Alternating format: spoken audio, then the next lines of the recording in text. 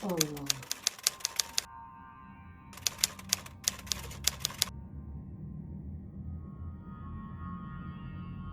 Assalamualaikum warahmatullahi. Assalamualaikum warahmatullahi. Mang Sukir. A'udzubillahi minasyaitonirrajim. Bismillahirrahmanirrahim. Assalamualaikum warahmatullahi wabarakatuh. Kembali lagi bersama Mang Sukir.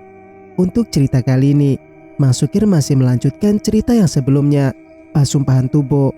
Cerita ini ditulis oleh Lutfiana.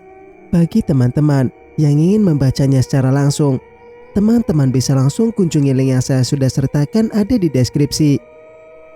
Sebelum Mang Sukir lanjut, Mang Sukir minta dukungan dari teman-teman untuk subscribe channel ini dan nyalakan notifikasinya agar teman-teman tidak ketinggalan cerita-cerita dari Mang Sukir.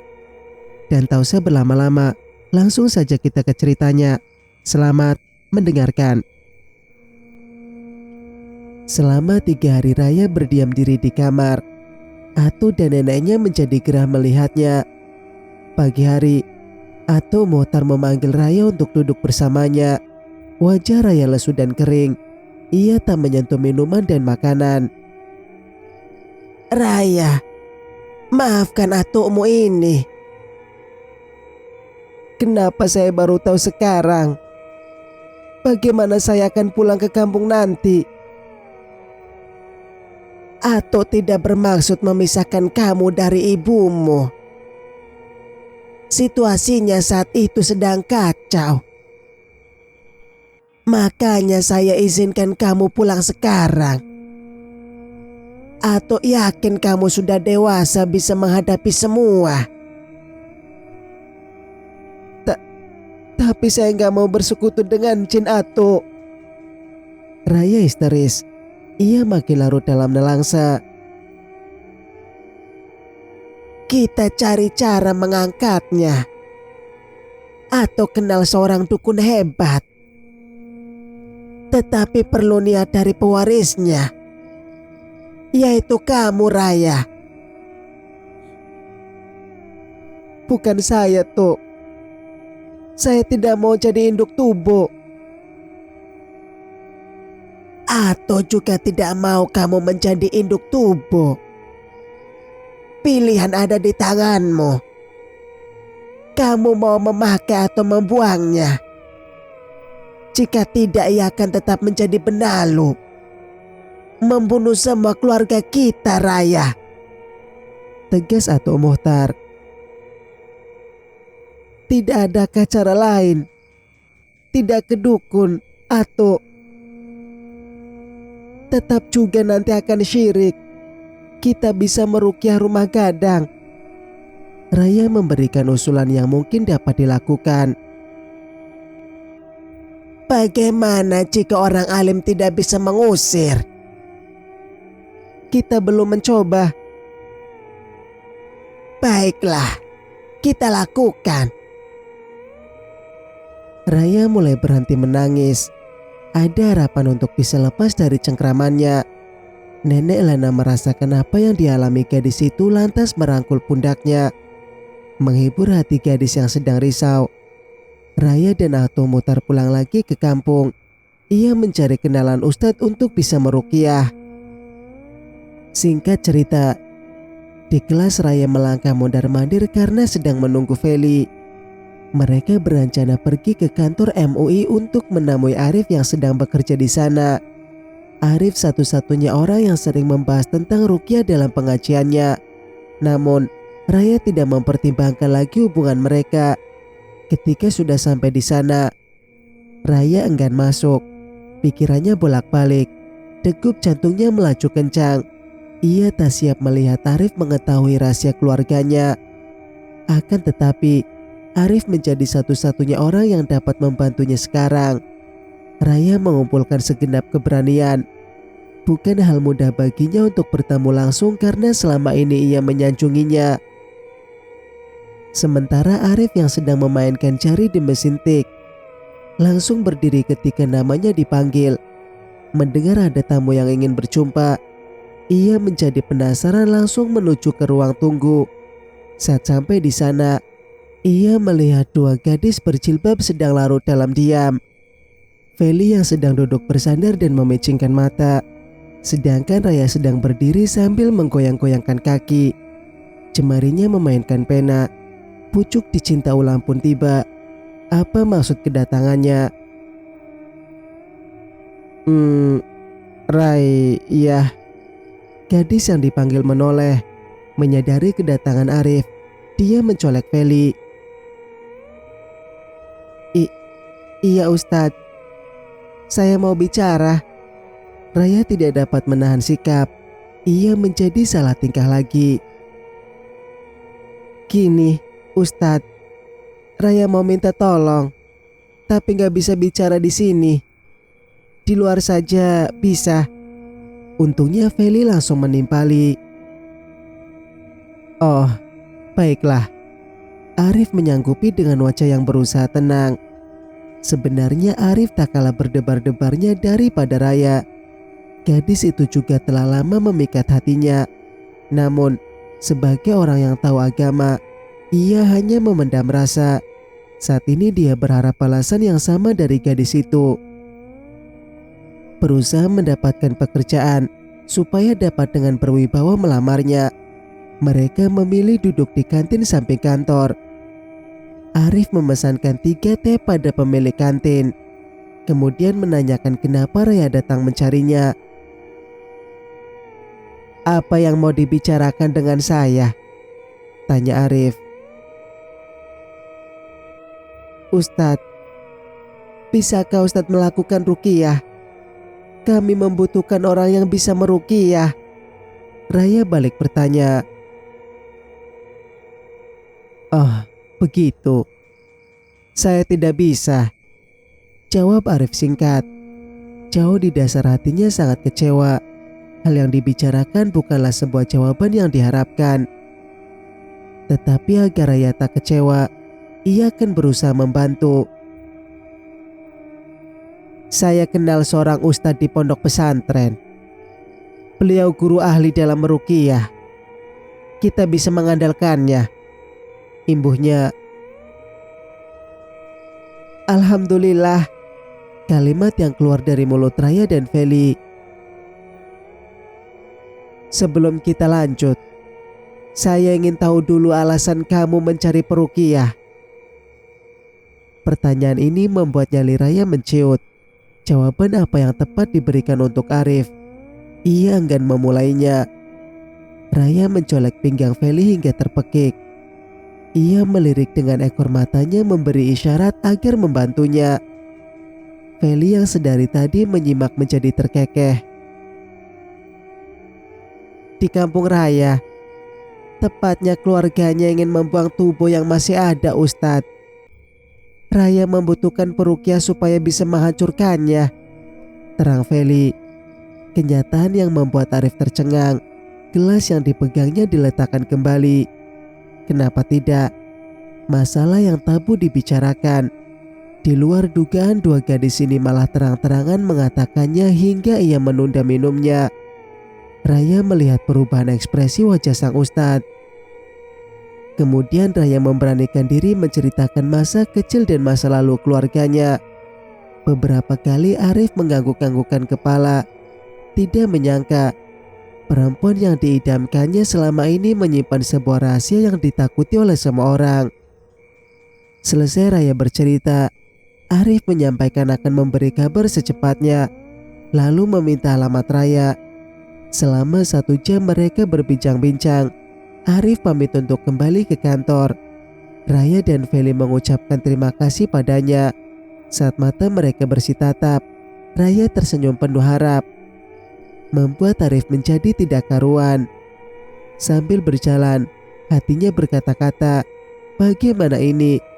Kenapa bisa? Bagaimana dengan rencananya meminang Raya? Arif menjadi khawatir tidak dapat restu dari orang tuanya. Sementara Raya dan Feli masih duduk di kantin. Wajah memelas pasrah menghiasi mereka. Tidak terpikirkan solusi lain. Ia menerima jika akhirnya Arif tidak menyukainya lagi. Maka Raya memilih mundur dari awal. Singkat cerita, seminggu telah berlalu semenjak pertemuan di kantin. Tidak ada kabar dari Arif si senior. Raya menjadi putus asa. Dengan terpaksa ia menuruti cara sang atuk, yaitu dengan mendatangkan seorang dukun. Di tengah-tengah kegalauannya, tidak terpikirkan lagi masalah cinta.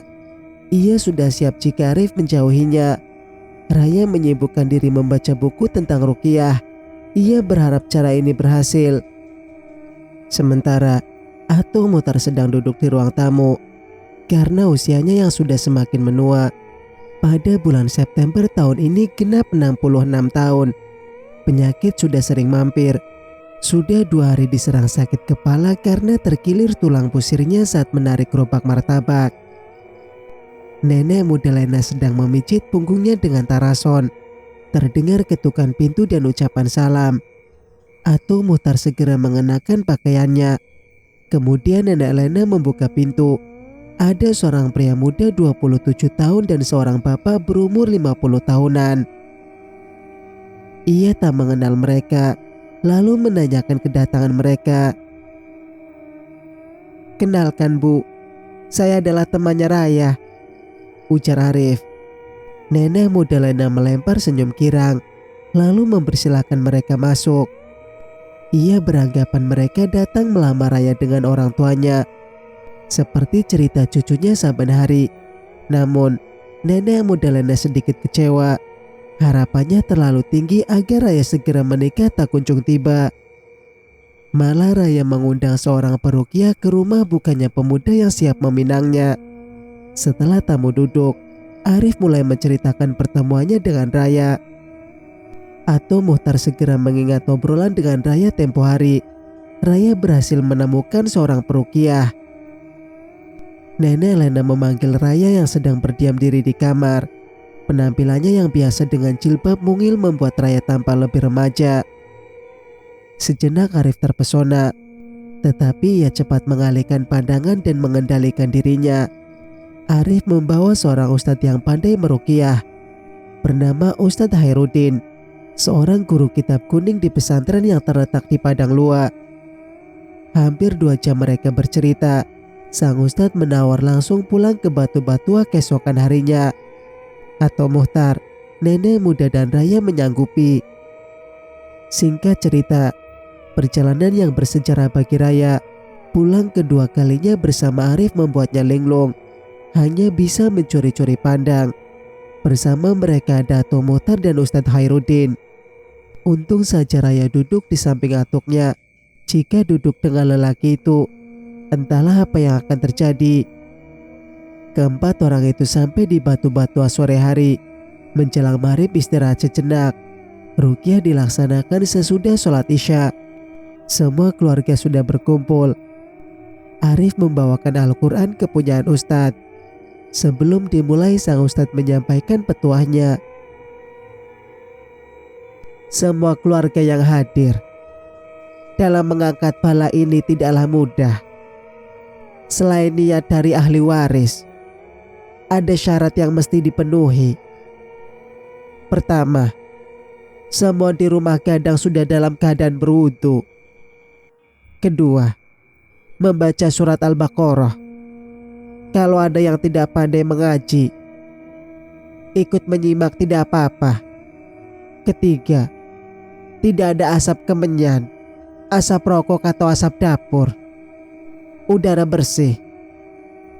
Keempat, membaca surat Al-Fatihah, ayat kursi, surat 3 Qul, yaitu surat Al-Ikhlas, Al-Falaq, dan surat An-Nas." Ustadz Hairudin menjelaskan apa yang harus dilaksanakan. Ruqyah pun akan segera dimulai. Serbuk emas sebanyak 2,5 gram diletakkan di depan sang ustadz. Kemudian pengajian membaca ta'awudz dan basmalah. Dilanjutkan dengan membaca surat Al-Fatihah, surat 3 Qul, lalu lanjut ke surat Al-Baqarah. Awalnya biasa saja, tetapi saat Usu sedang mengikuti lantunan ayat suci, lampu togok seterongkeng tiba-tiba mati. Maiza mencari lampu togok minyak tanah. Rumah yang sebelumnya cukup terang kini berubah jadi temaram. Pencahayaan dari lampu togok tidak dapat menjangkau seluruh ruangan. Tak lama kemudian ada yang berkelip-kelip di dinding. Datang tidak hanya sendiri. Ada 3 ekor. Seekor tubuhnya lebih besar dan merah, sedangkan 2 lainnya masih pirang. Kalimah yang merayap mendekati emas lantas berkubang di sana. Ustadz Hairudin dengan sigap memasukkan hewan tersebut dalam botol kaca lantas menutupnya. Kemudian melanjutkan membaca surat yang belum selesai. Namun botol kaca itu berubah nyala seperti sedang dibakar api. Saat semua sedang fokus, tiba-tiba kaca tersebut pecah. Isinya hangus tinggal asap membumbung sampai ke loteng. Seiring dengan kejadian tersebut, tubuh Anton mengejang lalu tenang. Kepalanya yang terpekur diangkat. Ia tertawa dengan suara mensayatkan. Barisan giginya yang putih itu berubah merah akibat darah dari bibirnya yang terluka oleh gigitannya sendiri. Tangannya menuding ke arah sang ustadz. "Kamu berani mengganggu anak keturunan tuanku? Ingin mati rupanya!" teriak Anton yang sedang kemasukan pada Ustadz Hairudin. Sementara Ustadz Hairudin tetap bergeming, mulutnya tak henti melantunkan ayat suci, sehingga makhluk tersebut tidak bisa mengacaukan konsentrasinya. Karena tidak tahan mendengar bacaan ayat suci, dia melepaskan Anton dan melesat keluar lewat jendela rumah gadang. Tinggal Anton yang lagi sekarat, pingsan setelah batuk darah. Ustadz Hairudin terhuyung. Ia kehabisan tenaga. Tidak mungkin dia melawan sendiri. Kekuatan ma'rifatnya tak sebanding. Ruqyah tersebut tidak berhasil karena si penunggu tidak mau minggat dari rumah. Malah balik menentang orang yang mengganggu dia dan keluarga tuannya. Penunggu itu tidak mau melepaskan, sebab dia mengatakan telah mengikat perjanjian. Jika ia diusir, semua anak keturunan kalian akan ikut musnah bersamanya, ujar sang ustadz. Semua yang menyaksikan terhenyak, terlebih Maya dan anak-anaknya. Mereka terpukul dengan keadaan yang menimpa. Ruqyah yang dilaksanakan bersama Ustadz Hairudin tidak berhasil. Alhasil sang ustadz dan Arif sudah kembali. Raya tak dapat memikirkan mereka lagi. Ia sudah menghapus harapan untuk bisa bersanding dengan Arif. Gagalnya Ruqyah menandakan gagal juga kisah cintanya. Karena ternyata sang ustadz adalah ayah dari Arif. Beliau bersedia datang atas desakan anaknya. Mereka juga telah membuat kesepakatan terakhir. Raya berpikir memang bukan jodohnya. Situasi di rumah gadang tidak baik, malah membawa bencana lain. Udah sulung Raya menjadi korban. Raya tak dapat menunggu waktu hingga semuanya semakin parah. Ia bersikeras hendak membawanya ke rumah sakit yang teruji memiliki peralatan yang memadai. Dari beberapa pilihan hanya ke Rumah Sakit Ahmad Muhtar Bukit Tinggi yang bisa merawat pasien penyakit dalam yang kronis. Anton pun dilarikan ke rumah sakit. Dengan menyewa pickup, mereka sekeluarga pergi mengantar. Sesampainya di sana, Anton langsung masuk ruang ICU dan langsung mendapat tindakan. Setelah masa kritis dilewati, dia dipindahkan ke bangsal ruang penyakit dalam. Namun, kondisi kesehatannya semakin down. Berselang 3 hari hasil ronsen telah keluar, menyatakan Anton mengidap komplikasi sirois hati dan paru-paru basah. "Ya Allah," ucap Raya sambil menutup muka dengan kedua telapak tangannya. Sementara Maisa sudah pasrah duduk di kursi. Apa yang dikatakan oleh pihak rumah sakit pasti benar. Mereka sudah menimba ilmu mencari penyebab penyakit. Mujua tidak dapat diraih, malang tidak dapat ditolak. Anton menghembuskan nafas terakhir. Selang oksigen tak dapat menyambung udara karena lendir di paru-parunya sudah penuh. Mobil ambulan menghantarkan mereka pulang. Tak ada rapat seperti dulu lagi. Maisa sudah terbiasa menerima keadaan yang buruk, bahkan lebih menyakitkan sudah dilewatinya. Raya sangat terenyuh melihat sang ibu yang tidak mengeluarkan air mata, ikhlas menerima kepergian seorang anak seperti kehilangan nyawa separuhnya. Tetapi ibunya tampak kuat. Ambulans sampai di kampung sore hari. Berita duka pun disiarkan di musola. Masyarakat sekitar pergi melayat. Mereka membantu penyelenggaraan hingga selesai. Tidak seperti tahun-tahun yang sudah lewat. Saat mereka sedang dikucilkan, tak beberapa yang mau mendekat. Jangankan memberikan doa, menjenguk ahli waris tak dilakukan sebab generasi sudah berubah. Para tetua dahulu sudah banyak yang berpulang. Generasi sekarang yang melanjutkan estafet sudah terbuka dengan dunia luar dan banyak hidup di perantauan, sehingga berdampak pada pola pemikiran. Malam Manegu hari atau acara setelah 3 hari kematian sudah selesai. Tinggal keluarga dengan rasa sepi. Raya duduk termenung di anjungan. Ia tak menyangka sesuatu yang dulu dianggap remeh datang menimpanya, menggoyahkan kepercayaannya. Raya sangat bersedih. Tak peduli pada larut malam ia melakukan sholat taubat untuk seluruh kesalahan yang pernah dikerjakan oleh nenek moyangnya. Raya menangis di ujung sajadah, tak kuat apabila dia harus menjadi pengganti induk tubuh. Lebih baik mati di rantau daripada melakukannya. Namun, ia terpikir bagaimana dengan ibu dan adik lelaki satu-satunya. Pada pagi yang cerah, hari keempat berpulangnya Anton, keluarga Raya berkumpul. Raya mengutarakan pendapatnya untuk memboyong ibu dan adiknya ke Padang. Mendengar keinginan anaknya tersebut, Maiza minta diberi waktu untuk memutuskan. Berhari-hari dia memikirkannya. Ketika Maiza menemui anaknya yang sedang memasak air di tungku. "Raya, waktu kamu kecil, ibu ingin kamu tumbuh menjadi anak yang baik, pintar seperti orang kota. Allah masih sayang ibu karena mengabulkan keinginan sederhana itu. Raya juga sayang sama ibu. Ibu mau kan ikut? Ibu bukan tidak ingin pergi, tetapi nanti tetap saja Panarwa itu akan mendatangimu sepeninggal ibu. Lantas Raya harus bagaimana, Bu? Raya juga nggak mau. Bawa saja adikmu ke Padang. Biar ibu di kampung dulu. Setelah urusan di sini selesai, ibu menyusul kamu ke sana." Raya terdiam mendengar perkataan ibunya. Matanya berkaca-kaca karena tidak dapat menahan hati yang sangat berat. Ia tak habis pikir kenapa ibunya masih ingin tinggal di kampung dengan bahaya yang besar itu.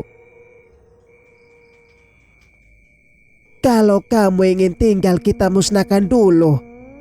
Kami pergi ke rantau, kamu sudah mati. Tega kamu memberikan kesedihan yang sama pada anakmu." Atau mutar paling di kayu yang baru datang menimpali. Raya dan Maiza berbalik badan melihat asal suara. "Adakah paman punya cara?" tanya Maiza. "Seorang temanku punya kenalan yang pandai mencabut perjanjian. Melihat dari luar saja ia akan tahu di mana penunggu itu berada. Tak diragukan lagi kepandaiannya.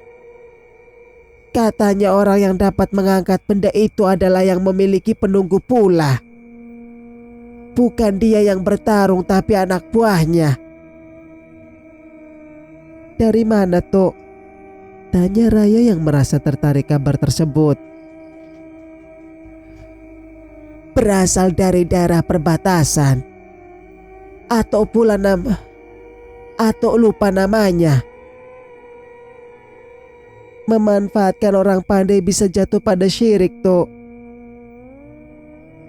"Kalau tidak mau, mati sajalah," bentak Atu Mutar dengan kecewa.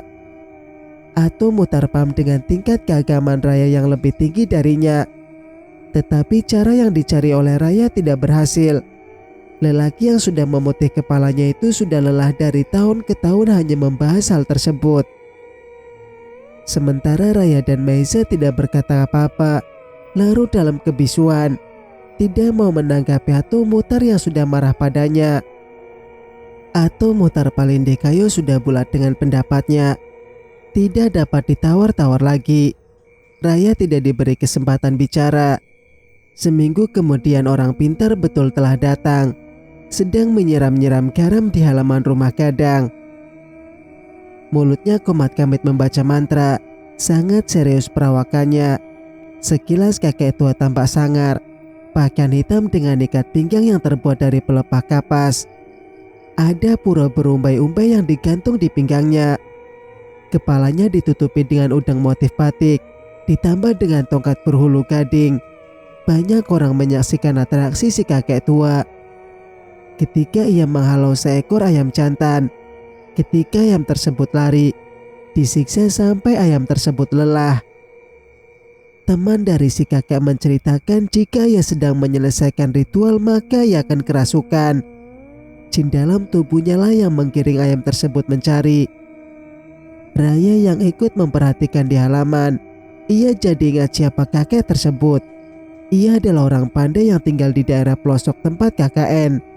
Pada masa itu, Raya tertawa geli menyaksikan, tetapi kini jadi bergidik ngeri.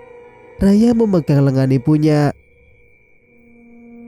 "Bu, kakek ini pernah saya lihat di desa tempat KKN dulu.